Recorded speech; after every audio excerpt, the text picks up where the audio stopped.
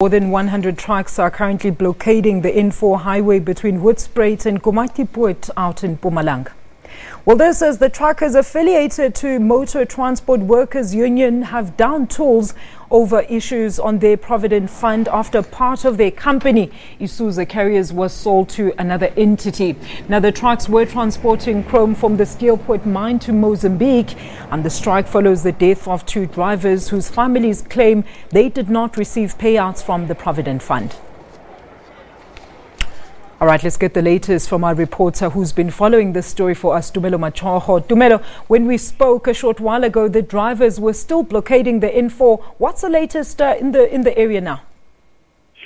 Well, hi there, Alicia. The latest right now is that the company has met with the union. At this point, the union have agreed with the company that the workers will have to return to work tomorrow. So at the moment, trucks are now leaving the area.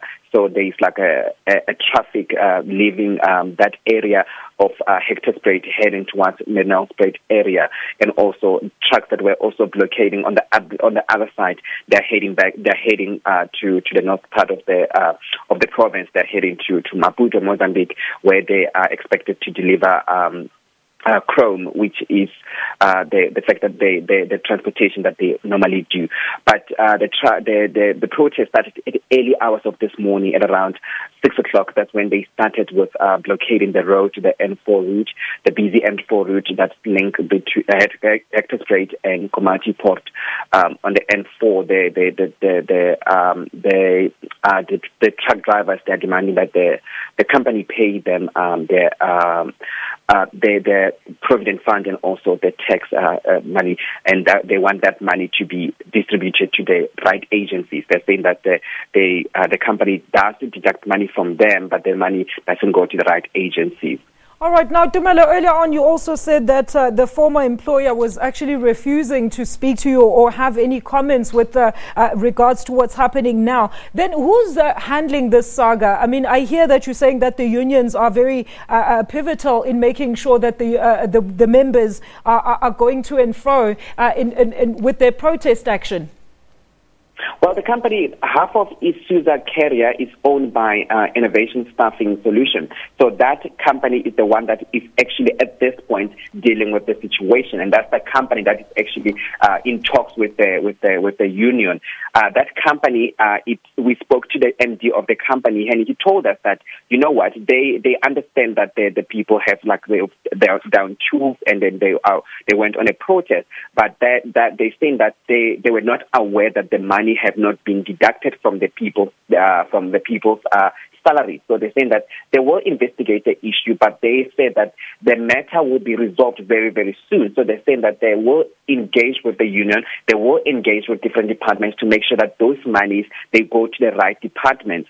So at this point, they're just saying that they were not aware of that situation, that the money has not been deducted from the money has not been going to the right agencies.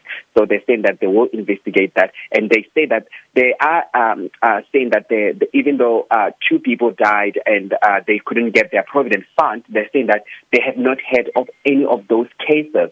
So they will say that they will also investigate on those issues to make sure that everyone gets their money back, and also to make sure that the money the employees or the truck drivers, they contribute also to the South African Revenue Services.